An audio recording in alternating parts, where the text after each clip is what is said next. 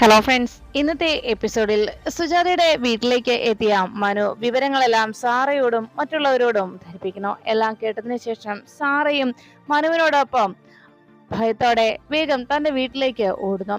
സാറയുടെ പിന്നാലെ നിത്യയും അവരോടൊപ്പം ഓടിച്ചെന്നു. സുജാതയും കൂടെ ജ്യോതിയും കൂടി എന്താ സംഭവിച്ചെന്നറിയാനായി സാറയുടെ വീട്ടിലേക്ക് അവരുടെ പിന്നാലെ പരക്കം പാഞ്ഞെത്തി. അങ്ങനെ അവിടെ നാട്ടുകാരെല്ലാവരും ഒത്തുചേർന്ന് നിൽക്കുന്ന സ്ഥലത്തേക്ക് സുജാതയും സാറയും എല്ലാം ഓടിയെത്തിയതോടെ അവിടുത്തെ അസോസിയേഷൻ സെക്രട്ടറി അരികിലേക്ക് എത്തി പറഞ്ഞു, സാറ, നമ്മുടെ ഡോക്ടർ സാം ആളെ പരിശോധിച്ചു. ആള് ഇതിനോടകം പോയി കഴിഞ്ഞു എന്നാണ് സാമിന്റെ സ്ഥിരീകരണമെന്ന് അറിയിച്ചു. അത് കേട്ടതോടെ ആകെ ടെൻഷനിലായി എല്ലാവരും ആകെ ഞെട്ടിത്തെറിച്ച് അങ്ങനെ നിൽക്കുമ്പോൾ മനുവിന്റെ ഒപ്പം ഉണ്ടായിരുന്ന മറ്റൊരു കൂട്ടുകാരനും കൂടി ആകെ തകർന്ന് ആ സ്റ്റെപ്പിൽ ചെന്നിരുന്നു. ഉടനെ തന്നെ കൂട്ടുകാരൻ തനിക്ക് അറിയാവുന്ന മറ്റു ഫ്രണ്ട്സിനെ വിവരം അറിയിക്കാനായി ഫോണുമായി അപ്പുറത്തേക്ക് മാറി. ഈ സമയത്ത് എല്ലാവരും ആകെ ആശങ്കപ്പെട്ട് അങ്ങനെ നിൽക്കുന്ന നേരത്ത് ഉടൻ തന്നെ ആശങ്കയോടെ പോലീസിന് വിവരം അറിയിക്കാനായി ഓരോരുത്തരും പറഞ്ഞു. അപ്പോഴാണ് അടുത്തു നിന്ന് ശരവണൻ ചോദിച്ചത്, അല്ല ജീവസാറങ്കെ? ആ ചോദ്യം കേട്ടതും മനു പറഞ്ഞു, മുകളിലുണ്ട്. അത് കേട്ട ഉടൻ തന്നെ ശരവണൻ എല്ലാവരോടും പറഞ്ഞു, വാ അമ്മ, നമുക്ക് അങ്ങോട്ട് പോകാം. അങ്ങനെ എല്ലാവരും കൂടി ജീവനെ കാണുവാനായി ടെറസിലേക്ക് ചെല്ലുമ്പോൾ ടെറസിലിരുന്ന ജീവന്റെ മനസ്സിൽ വിഷ്ണുവും നിത്യയും തമ്മിൽ ഹരിതാത്ത ബന്ധമുണ്ടായിരുന്നു എന്ന ആ ഒരു ചിന്ത മനസ്സിൽ അങ്ങനെ പച്ച പിടിച്ചു നിൽക്കുന്നതിനാൽ നിത്യയെയും കൂടി ഇതോടെ ഇല്ലാതാക്കണമെന്നും വിഷ്ണുവിനെ ഇല്ലാതാക്കിയതുപോലെ നിത്യയെയും കൊല്ലണമെന്നതായിരുന്നു ആ നിമിഷം ജീവന്റെ മനസ്സിൽ ഉണ്ടായ തോന്നൽ. ഉടൻ തന്നെ ജീവൻ ആ ടെറസിൽ നിത്യയുടെ പേര് എഴുതി വെക്കുകയും കൊല്ലും കൊല്ലും എന്ന് പറഞ്ഞുകൊണ്ട് ജീവൻ മാനസിക നില തെറ്റിയ ഒരു വ്യക്തിയെ പോലെ അങ്ങനെ കൊല്ലും എന്ന് മാത്രം അങ്ങനെ പുലമ്പിക്കൊണ്ട് അവിടെ ഇരിക്കുമ്പോൾ മുകളിലേക്ക് കയറി വന്ന സുജാത വേഗം ജീവന്റെ അരികിൽ വന്നു നിന്നു. ജീവൻ എന്തോ പറയുന്നുണ്ട് എന്ന് മനസ്സിലാക്കിയ സുജാത എന്താണ് ജീവൻ സംസാരിക്കുന്നതെന്ന് കേൾക്കാനായി കാതോർത്തു. ജീവന്റെ അരികിൽ നിന്ന് ചെവി ഉന്നം പിടിച്ചു നിൽക്കുമ്പോൾ ജീവൻ പറഞ്ഞുകൊണ്ടിരുന്നത് കൊല്ലും കൊല്ലും എന്ന വാക്കുകൾ മാത്രം. അത് കേട്ട ആ നിമിഷം തന്നെ സുജാതയ്ക്ക് കാര്യം മനസ്സിലായി. നിലത്ത് നിത്യ എന്നുകൂടി ആ കയ്യിലിരുന്ന ആ കമ്പ് കൊണ്ട് എഴുതി വെച്ചിരിക്കുന്നത് കണ്ടതോടെ, കോറിയിട്ടിരിക്കുന്നത് കണ്ട് അതോടെ തന്നെ എന്താണ് ശരിക്കുമുള്ള ഇപ്പോഴത്തെ ജീവന്റെ കണ്ടീഷൻ എന്ന് ബോധ്യമായതുകൊണ്ട് സുജാത ഒന്നും മിണ്ടാതെ പതിയെ താഴേക്ക് പോകാമെന്ന് എല്ലാവരോടും പറയുന്നു.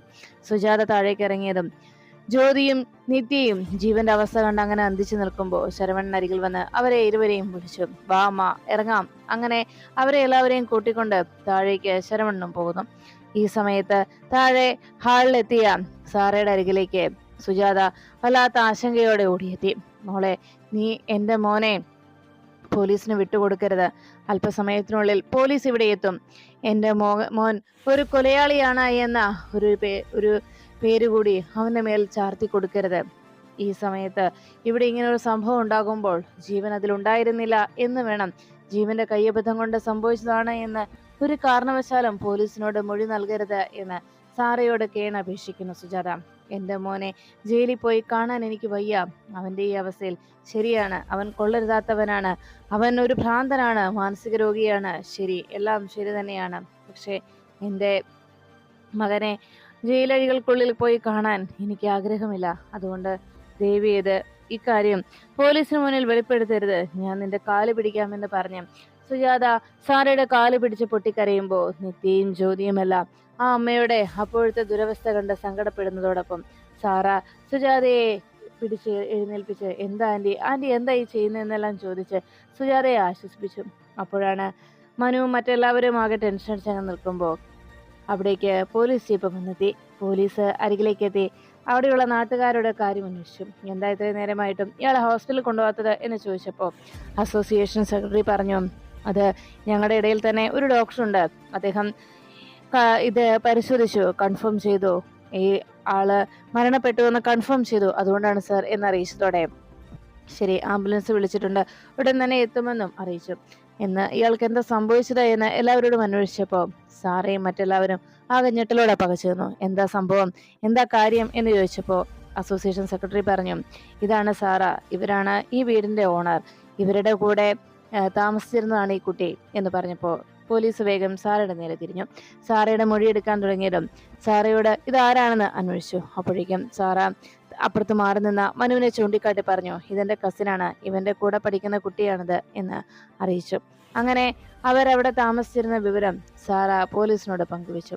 ഉടൻ തന്നെ എന്താ ഇവർക്കിടയിൽ സംഭവിച്ചത്, ഇങ്ങനെ ഒരു അപകടമുണ്ടാകാനുള്ള കാരണം എന്താണ് എന്ന് പോലീസ് അന്വേഷിച്ചതും സാറ പറഞ്ഞു, ഇവർ കുട്ടികൾ മുകളിൽ ടെറസിലിരുന്ന് പഠിക്കുന്നതിന് ഇടയിൽ കളിയും ചിരിയുമായിട്ട് അവരങ്ങനെ കളിച്ചുകൊണ്ടിരുന്നപ്പോ അതിനിടയിൽ കാല് തെറ്റി നിലത്തേക്ക് വീണതാണ് എന്ന് സാറ പോലീസിന് മൊഴി നൽകി.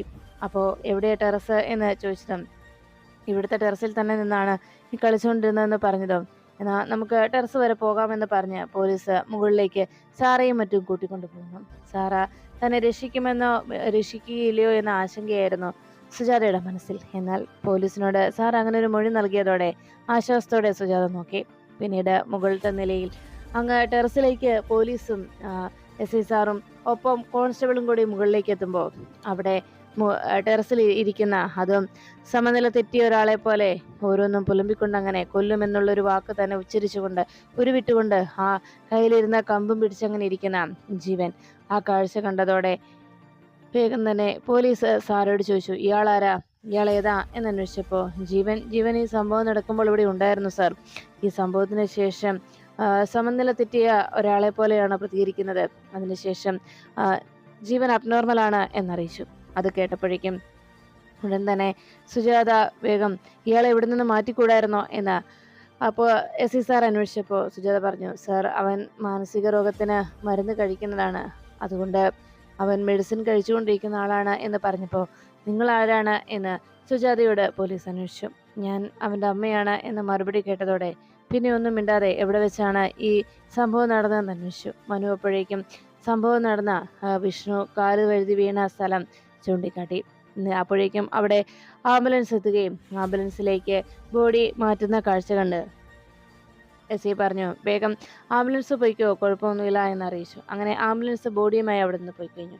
മുകളിൽ നിന്ന് താഴേക്ക് പോലീസ് അല്പനേരം ഒന്ന് വീക്ഷിച്ചതിന് ശേഷം മറ്റെന്തെങ്കിലും തെളിവുകൾ കണ്ടെത്താൻ കഴിയുമോ എന്ന് അവിടെ എല്ലായിടത്തും നോക്കിക്കഴിഞ്ഞ് സാറയുടെ അരികിലേക്ക് എത്തി എസ് ഐ പറഞ്ഞു, സാറ എന്തായാലും സ്റ്റേഷൻ വരെ ഒന്ന് വരണം. ഇവിടെ നടന്ന സംഭവങ്ങളുടെ മൊഴിയെടുക്കാൻ വേണ്ടിയാണ്, അതിൻ്റെ കാര്യത്തിന് വേണ്ടി. പിന്നെ ഈ ഇരിക്കുന്ന ആളെ, ഈ ജീവൻ എന്ന് പറയുന്ന ഈ മനുഷ്യനെ എത്രയും വേഗം ഇങ്ങനൊരു അറ്റ്മോസ്ഫിയറിൽ നിന്ന് കൂട്ടിക്കൊണ്ടു പോകുന്നതാണ് നല്ലത്. ഇവിടെ അധിക നേരം അയാളെ ഇരുത്തുന്നത് ശരിയല്ല എന്ന് പറഞ്ഞ് എസ് ഐ സാറും സംഘവും അവിടെ നിന്ന് താഴേക്ക് ഇറങ്ങി. ഈ സമയത്ത് ആകെ സമനില തെറ്റിയിരിക്കുന്ന ജീവനെ എന്ത് ചെയ്യുമെന്നുള്ള ആശങ്കയായിരുന്നു സുജാതയുടെയും മറ്റുള്ളവരുടെയും മനസ്സിൽ. ഇനി ഏതവസ്ഥയിലാണ്, ഏത് രീതിയിലാണ് ഇനി ജീവൻ പ്രതികരിക്കുക എന്ന ആശങ്ക എല്ലാവരുടെയും മനസ്സിനെ അലട്ടി. ജീവന്റെ ഭാഗത്തുണ്ടാകാൻ പോകുന്ന നീക്കം എങ്ങനെയുള്ളതായിരിക്കുമെന്ന് ഒരു ഉറപ്പുമില്ലാത്തതിന്റെ നിരാശയിൽ അങ്ങനെ എല്ലാവരും ആശങ്കപ്പെട്ട് അങ്ങനെ നിൽക്കുമ്പോൾ വിഷ്ണുവിന്റെ മരണത്തിന് ഉത്തരവാദിയായത് ജീവനാണെന്ന് ഉറപ്പുണ്ടായിട്ടും ആ സത്യം പോലീസിനു മുന്നിൽ തുറന്ന് പറയരുതെന്ന ഒരമ്മയുടെ യാചനയ്ക്ക് സാറ അനുകൂലമായി മൊഴി നൽകിയത്. അങ്ങനെ സാറയും മറ്റെല്ലാവരും കൂടി ജീവനെ തൽക്കാലം പോലീസിന്റെ പിടിയിൽ നിന്ന് രക്ഷപ്പെടുത്തി. പിന്നീട് എത്രയും വേഗം തന്നെ ജീവനെ ഹോസ്പിറ്റലിൽ എത്തിക്കണമെന്നതായിരുന്നു സുജാതയുടെ തീരുമാനം. അതിന് ഇനിയും ജീവനെ ഇവിടെ നിൽക്കാൻ അല്ലെങ്കിൽ ഈ വീട്ടിൽ ഇനിയും നിലനിർത്തിയാൽ അത് കൂടുതൽ പ്രശ്നങ്ങൾ ഉണ്ടാക്കുമെന്ന് മനസ്സിലാക്കിയ സുജാത ഉടനെ തന്നെ ജീവനെ ഹോസ്പിറ്റലിലേക്ക് മാറ്റാൻ തീരുമാനിക്കുന്നു.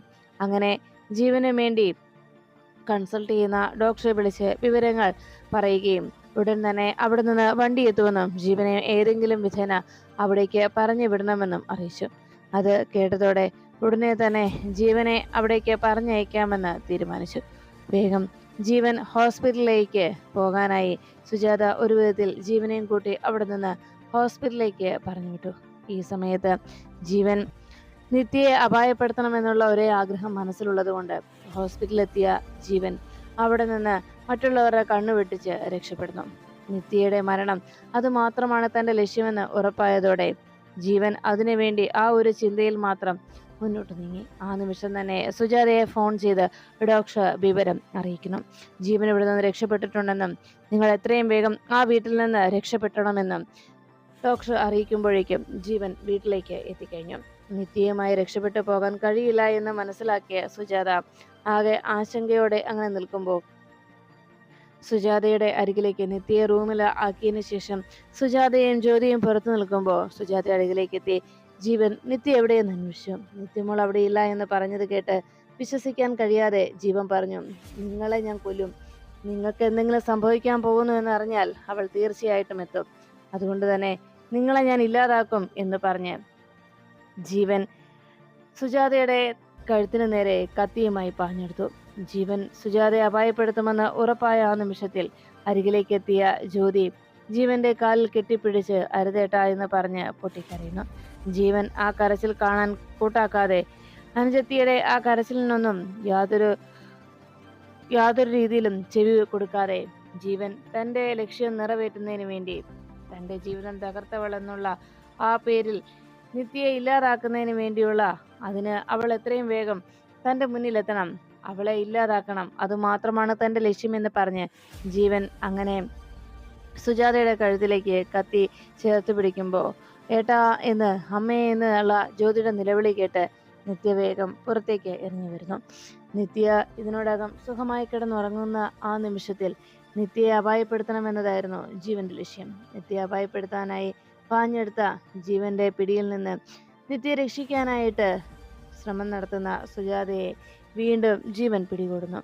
അവസാനം നിത്യ റൂമിൽ അകപ്പെട്ടു പോകുമ്പോൾ നിത്യയുടെ തലയിൽ തൻ്റെ കയ്യിലിരിക്കുന്ന ആ കമ്പി കഷ്ണം കൊണ്ട്, ആ പൈപ്പ് കഷ്ണം കൊണ്ട് ഉടൻ തന്നെ നിത്യയുടെ ജീവൻ എടുക്കണമെന്ന ചിന്തയോടെ നിത്യയ്ക്കരികിലേക്ക് ഒരു ഭ്രാന്തനായി പാഞ്ഞെടുക്കുകയാണ് ജീവൻ.